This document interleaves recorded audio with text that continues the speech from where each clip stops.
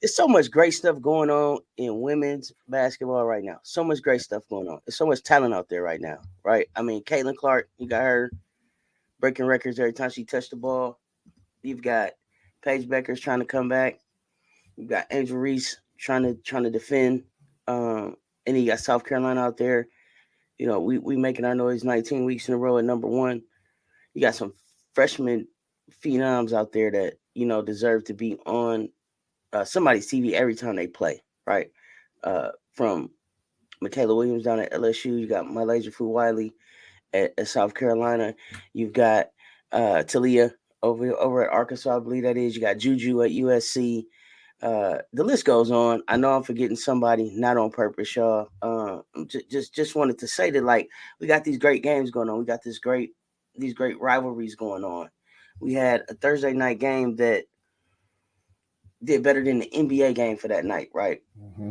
Like 1.5 million people tuned in on a Thursday night to watch two women's college teams battle it out. And then last night you got both Caitlin Clark and Paige Bueckers playing. Two of the top talents in college, in women's college basketball. I would say, you know, they're seniors now. Well, Paige is a junior because of the red shirt, but 4 years. We've been watching this talent do its thing. And as we're getting closer to these records getting broken, the opportunity to see Caitlin do it has gotten so much more exclusive. And I'm just wondering, is that where cover your ears, coach? Is that where the fuck women's basketball really wants to go? Like, we're at a point now where we just had like a game that broke records. We had a game that broke records. Iowa just played somebody. It was 10 million people watching. Was that Iowa LSU? Was that the championship game? And then Iowa just played somebody else this year and set a record. I can't think of it off the top of my head. Y'all jump in the comments and in the chat and correct me, but you got this kind of momentum going, and you say that you're trying to build up a product and you're trying to get viewership up. You know, we had NCAA and ESPN come back with an incredible sports package for TV over the next few years that the NCAA tournament is included in. And quite frankly, y'all, the NCAA tournament could have been sold as an individual bundle this year. It could have been sold as an individual bundle this year, $85 million, I think, or something like that, right? But it's a $65 million package or something inside of this bundle with ESPN, but moving towards being an independent bundle like men's March Madness, men's NCAA football. Those aren't in bundles. Those are individual TV packages, okay? Mm-hmm. And that's where the money comes in, is the TV packages. Mm-hmm. So if that's where we're moving to, and then we want to kind of build a bridge between the NCAA to the NCAA women's basketball and the WNBA, then we got to figure out what the fuck channel the games come on. Okay, now let's stop this. Mm-hmm. Let's stop this. Cut it out. Now, there's no reason that Caitlin Clark is only available on Peacock on a Wednesday night. Mm-hmm. There's no reason for that. There was nothing else on TV that was keeping anybody from watching Caitlin Clark. Mm-hmm. Especially not the way we're talking about her in the media right now. Especially not the way we are on the watch. This should be must-see TV every time that this young lady is on the floor. And it should be available everywhere on any platform. So a wise person told me, and you were one of them, Cess. This is what it comes down to is you have to follow the money. And I'm not saying anything that you don't already know, but let's dissect this, because I think this is a great point. This deal last week it's an 8-year, $920 million deal. The NCAA ESPN has reached. It's about $15 million annually. It increased over $34 million per year. 29 championships. It starts September 1st, 2024. 21 women's sports championships and 19 on the men's side. But here's where this all comes together. When you have a big deal like this in the very front, you have to have other deals, meaning other networks are going to lobby to get their piece of the pie. Now, I'm sorry, Coach. Let me just jump here before you say that. Let me just jump here, and I want to look in the camera when I say this. Meanwhile, the WNBA is playing games on Ion. See if that's even on your TV. The WNBA game is on Ion. Okay, go ahead, Coach. Back to what They you were come saying. I'm on right sorry. after the episodes of Blue Bloods and In the SVU. heat of the night, you know what I mean? You know what I mean? Right after You know what I'm saying? SVU go off, they be like, hey, here's the It'd be an WNBA SVU game. marathon. You know what I mean? So, Howard Rollins so what you have and is up there. Come on. you have these other networks that are cherry picking on what they want to do, and they know the window is very short. So that's how we led to this deal that Peacock has. Peacock is very sneaky. Well, not sneaky. They're business minded. This all And I started with understand the that whole Peacock is NBC, y'all. exactly. Let's not be confused. But they have Peacock is NBC. exclusivity on certain Yes, things that you have to have absolutely they Peacock. do. Absolutely they do. So this all started back when Notre Dame was the independent, and they struck the big deal with Peacock as an independent, which they still have. They still have that monumental deal. So now you have these networks saying, where are the top players at? So Peacock said, hey, we're going to get 20 plus Big Tens women's college basketball games for the season. And it includes 8 games featuring on their ad Caitlin Clark and the Iowa Hawkeyes. She is the feature of this deal. Now, Coach, tell the crowd, are you a Peacock subscriber? No. So you haven't seen any of these games? Absolutely not. And let me confess, one day Cess and I were talking about show preparation and things that we're going to get together and look at. And we're looking at the schedule, and it's the day of. And we're looking for Caitlin Clark, the great Caitlin Clark, I'll say. I love Caitlin Clark's game. I love the way she plays. Let's get that out the way, because there's been a misconception that Cess and Rowe are Caitlin Clark haters, which is absolutely not true. Cess practically almost forced me to get a temporary Peacock subscription just to watch it. And I said, absolutely, positively not. I am not going to pay a subscription to use a channel maybe once every 2 months. I'm sorry. To me, that is poor marketing for those that are loyal women's college basketball fans. I think they're cheating women's college basketball fans. But here's what's interesting. There's some fine print on the Peacock signature. And you know what it says? If you can prove you're a student, it only costs $1.99 per month. That's great. Isn't that interesting? Look, here's the thing. Let's call it what it is. These streaming services and some of these channels are jumping in and pimping the system. They're not real supporters of women's college hoops, and they're jumping in making a couple bucks where they can, because they're big names that can kind of strong arm their way into the game a little bit. Is how I feel. Like, let's just be honest. Let's just be honest. Now, me, I'm a Peacock subscriber. I'm a Fubo subscriber. I'm a YouTube TV subscriber. I subscribe to them all. I still couldn't see Paige Bueckers play last night.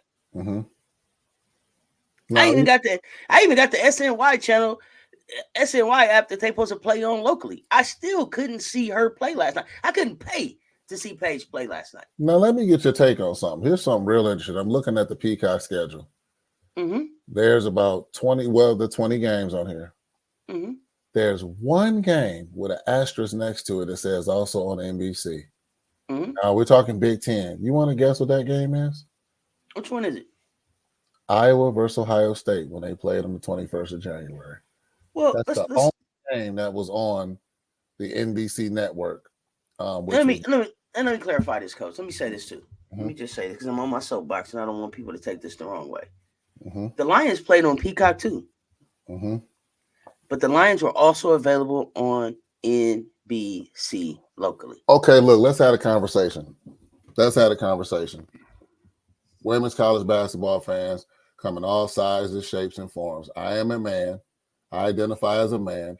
I love women's college basketball, but I can tell you with the utmost confidence that this did not happen to men's sports. This did not happen to men's college basketball. This will not happen to the major athletes that are playing in the NFL and things of that nature. Now, do you have the packages where you have the exclusive content? To me, that's a separate conversation, because that's an entirely different network where people are buying those packages within their cable packages, because it's a year-round thing. For example, my NBA TV, I love it. I can go in, I can look at exclusive content all year. NBA, I can look at the draft, I can look at the tryouts, I can look at all of that all year. that's separate. We're talking about games, individual games. And this is where I get ticked off. And I know the fans haven't really seen me ticked off, but I'm telling you I'm ticked off because what I don't like about this Peacock deal is that at the very bottom, March 6th, what I'm really anticipating wanting to watch, guess what's exclusive on Peacock on March 6th? And yeah, March 6th, the Big Ten tournament. They have Big Ten tournament games, 6:30 p.m. and 9 p.m. I don't know which games We're those gonna are going get to you be, one way or another. but it could be exclusive games. It could be some exclusive games. Now, what I'm about in reading this may not mean that all of the Big Ten tournament is going to be on there, but this shows that those two slots, March 6th, which could be the semifinals and maybe even the finals, are going to be on the Big Ten network. I'm sorry, on the Peacock network, Big Ten And tournament, 6:30 and 9 I'm p.m. all of, That irritates me. I'm all for it, Coach. If it's additional coverage. Mm-hmm. This is a game that I want to see stay around, right? You know, this is a game that I want to see be able to stick around. I remember being able to watch all major sports Mm-hmm. on regular TV, Mm-hmm. right? That was the one thing that kind of united America, right? Sports. Like, regardless of what your economical situation was, Mm-hmm. you were going to be able to see the Super Bowl. You were going to be able to see March Madness. You were going to be able to see some NBA You games. know what? I'm glad you said that. I'm glad you It used to said be that. on regular TV. I'm Now I know glad you you got said your that. TNT Mm-hmm. package and that Mm-hmm. stuff going on Mm-hmm. with the NBA and Mm-hmm. the NBA. But then again, and then this is what ticks me off. I couldn't see Paige Bueckers last night, but ESPN had a game on. I mean, ABC had an NBA game on in primetime last night. How can women's college basketball become an American tradition, sport, or normality if it's going to be exclusive?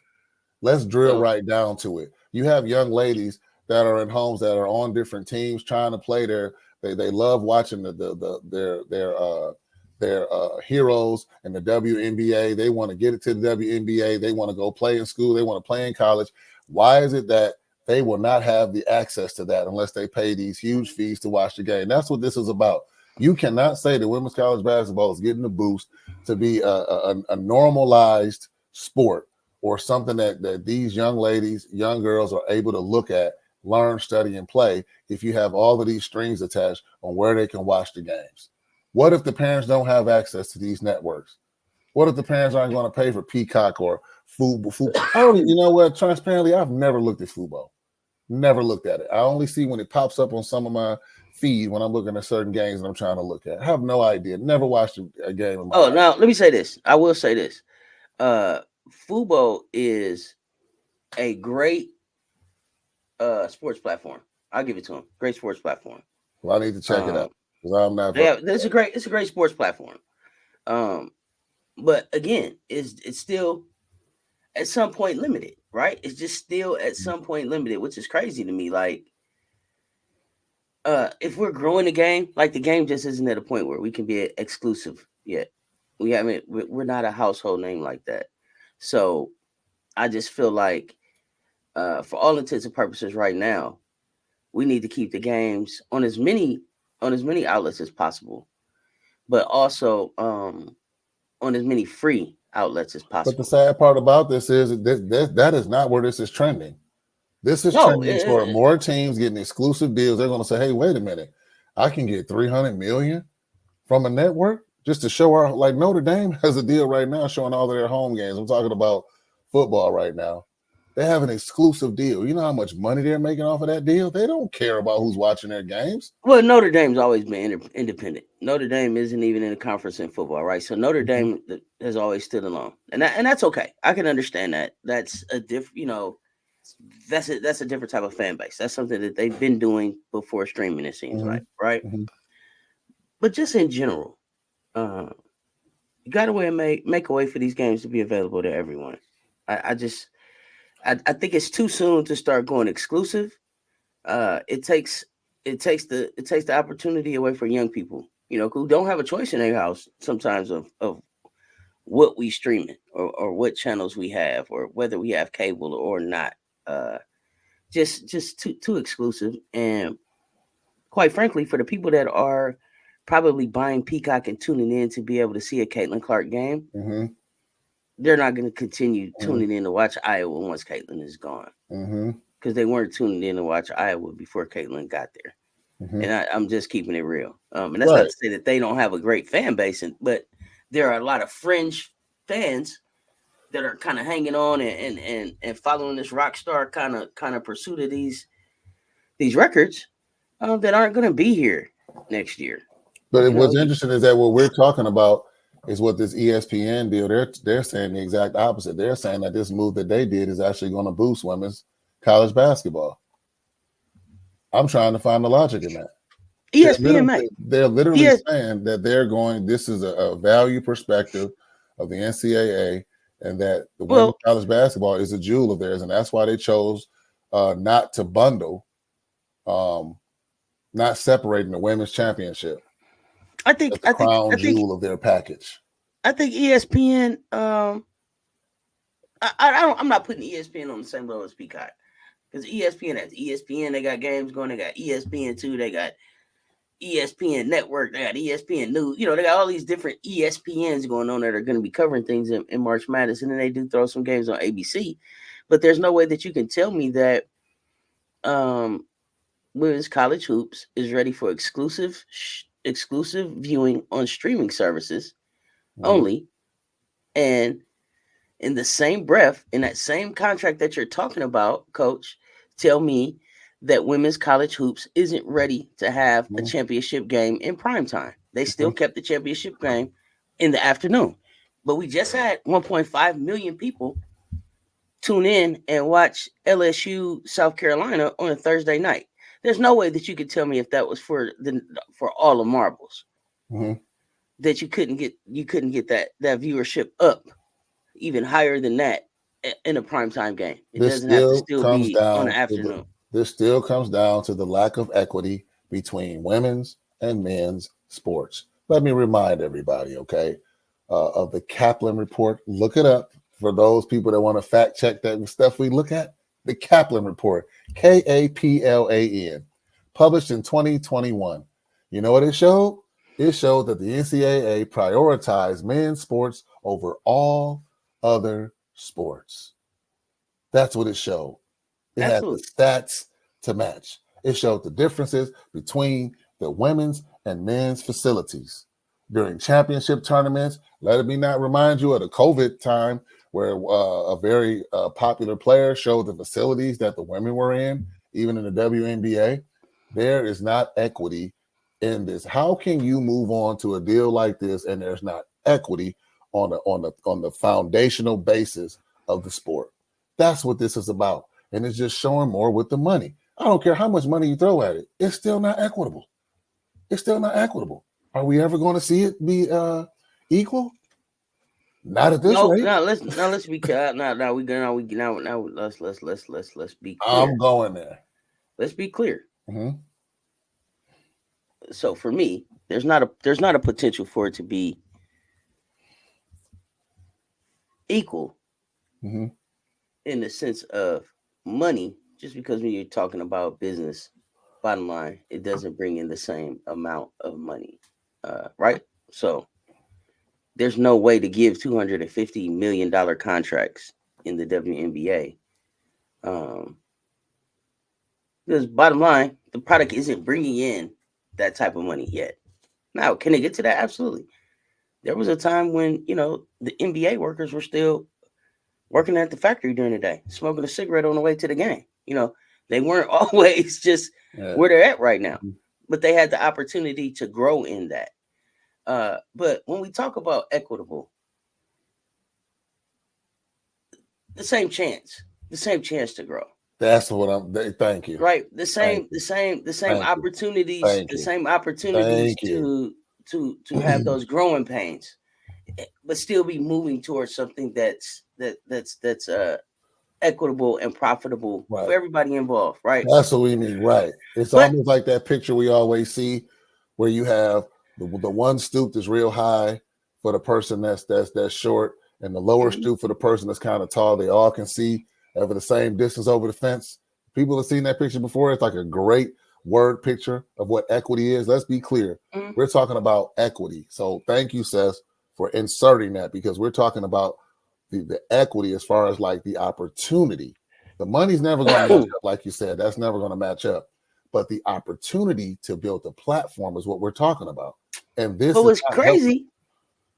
crazy, Coach, not to cut you off, I apologize. No. But what's crazy is that, I'm gonna have to fact check this because everybody's about facts, and I keep telling y'all this ain't a fact. This isn't about facts. This is a conversation. Sometimes stuff come up and we're not sure, and in the exchange of ideas, we find out we need to do some more digging on stuff, or hey, let's look that up, or let's if you here for just straight facts, this ain't the conversation for you. And, I recognize that, but I say all of that to say there are, I believe, maybe based on size of the leagues per player, there are probably more international players in the WNBA than there are in the NBA, especially with so many WNBA players going to all of these different places to play. Oh wow! In the off season, and so this more than anything is a global opportunity to grow the sport and make it available, right? And so, I can note of what does that look like? What does that look like? We had to look at that. Because what does that look like? We even have American-born players, like you said, that built reputations overseas at the time where there wasn't the money that was available in the WNBA. So you're right. Yeah. But not only that, Coach. Not only that. Let's be honest. If we've got WNBA players going overseas to be able to make their 7 figures, to be able to touch 7 figures, you can't tell me that those people in the countries where they go to play only want to see them play when they're in their country. Right. If they're stars of them and they're supporters of them, I mean, if they're stars in that area and they're supporters of them, then they probably want to support them all year round. And so what does that platform look like? And let's start opening up. We're so quick to be like, we want the women to be equitable as the men, but we also try to put the same blueprint. On how we bring along women's sports and how we bring along men's sports. It just doesn't work that way because we're not selling the same type of product. Right. So I think there's a need to kind of relook at that and kind of try to incorporate all of those things into how we market the game and where we make it available. I'm just saying that, like, Wednesday night only on Peacock for, the greatest player in women's college hoops right now. Ridiculous. Absolutely ridiculous. Right. And NCAA should be ashamed. Well, I don't see this getting any better. I love to be optimistic when there's the opportunity to be optimistic.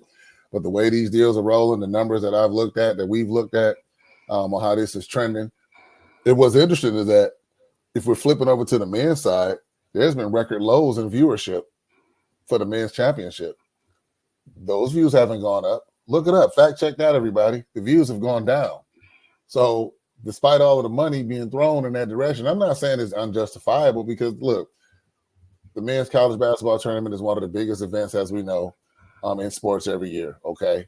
But what are the efforts? What is the marketing? What are the platforms? What are the opportunities to build different lanes to have that same type of viewership for the women's game? That's all we're saying here. The men's tournament is like in a crock pot right now, Coach. Yeah. You set it and forget it. That thing is rolling. That thing is rolling. Come March, people is taking off work. They got their money together. They got their brackets out. That machine is rolling, and that's good for that. That's great for men's college hoops. But does that same exact recipe work for women's college hoops? No. Or is there some tweaks that you need to do there? Definitely. You think about Dinah Taurasi and Sue Bird just did a game. What game did they do? Where they did I don't know if you watched like Peyton and Eli. Oh yeah, no disrespect. That wasn't it. You talking about Sue and Diana? Yeah. But what game was it for? I forgot because I called you. I forgot what game it was. Well, the one if it's one I'm thinking you're talking about. Remember, I flipped. I think I'm asking because I want to know: was it even for a women's game? I don't think it was a women's game because that's why. And that's my point. When I saw him on there, and that's my point. That's my point. if you say Diana Taurasi and Sue Bird are on another channel talking about a women's game, Diana Taurasi and Sue Bird did. I want to say it was a national championship game. No, you know what? It was a December 25th game. It was a Christmas Day game. It wasn't a college. It wasn't a NBA, college game. Did it have anything? It didn't have anything to do with. It was an NBA have game. Yep. anything to do with women's college hoops? But they're legends. They're legends in women's college hoops. So I say that to say, Diana and Sue also did a game. In the tournament or the national championship game. They brought them back for the Final Four. It was the Final Four. And that was one of the most funnest, insightful, informative, I think commentations of a women's game that I've ever seen. That's a good. It was really dope because they gave insight into what these ladies were going through that nobody else could give. Right, because during that game in December, what they did was which was an interesting concept. I did like this part. They were interviewing NBA players that weren't playing live during the game. And for the national championship game, they had players. They had female players that weren't in the game. Former UConn, former Huskies, because they're talking about things that they did. They know what the players are thinking. They know what the players are doing. Right, but they're also in an arena where people are familiar with them, and that's not to say that people aren't familiar with Sue and Diana. No, not at all. But they're legends. They're legends in their own right. It was like, hey, what's going on here with this game? And I'm like, I don't like this coverage. I think when I watched it, Ice Trey was on there, and he was doing more talking than them because he was more so talking about how he matched up against different players and stuff like that. And there really was little to no commentary or familiarity with what was really going on. So I'm not taking away from Sue. But we are always just so quick to take the women that are doing good and throw them in the NBA instead of building something. Cool, right there. Building something around them in the WNBA. Like, it's crazy to me that the NBA has a NBA has a network, and they'll rather show games from 1980s throwbacks than any WNBA games, any NCAA women's college games, any of that. And the college games are fine, but not even any WNBA games in the off season make the NBA network. So it's like, do y'all even really believe in the product? Right. So I say all of that. I got on my soapbox. I went longer than I expected on this topic. It just seems like it's something that we need to talk about right now, or this thing could get out of hand. And it's just like, hey, let's keep the game fun. Let's keep it for everybody. Let's not make it so exclusive right now. That's what makes it fun. That's what we watch for. That's what gives us our water cooler conversation when we're at work the next day or virtually in our chats nowadays. That's the kind of stuff that we debate about, that we have fun about, that you cheer for, you root for, you cheer against. It's what we watch for, and let's not take it away or make it too exclusive too soon. Is all I really wanted to say on that. And that